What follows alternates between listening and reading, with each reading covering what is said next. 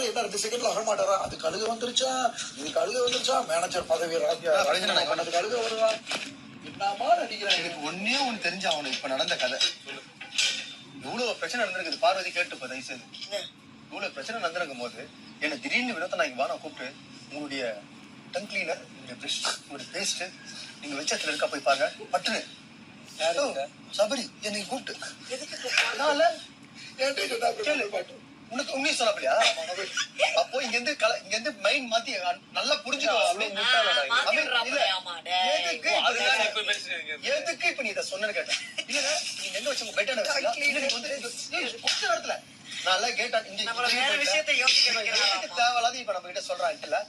நானா போயிட்டேன், நான் போயிட்டு ரிட்டர்ன் வரல. பாத்தீங்களா? பாத்தேன். இவ்வளவு சீக்கிரமா நான் உள்ள போயிட்டு வந்துருவேன்.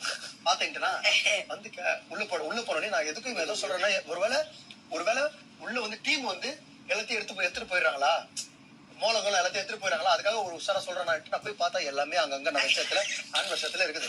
நான் வந்து நான் அவனை பின்னாடி மாட்டேன். நான் வந்து நீனப்பா அவன் வந்து கேட்டேன், எதுக்கு என்ன கூப்பிட்ட, எதுக்கு நீ வந்து பிரஷ் பேஸ்ட்லாம் கரெக்டாக தான் கேட்டேன். 2 நாள் டைம் நான் சொல்றேன்.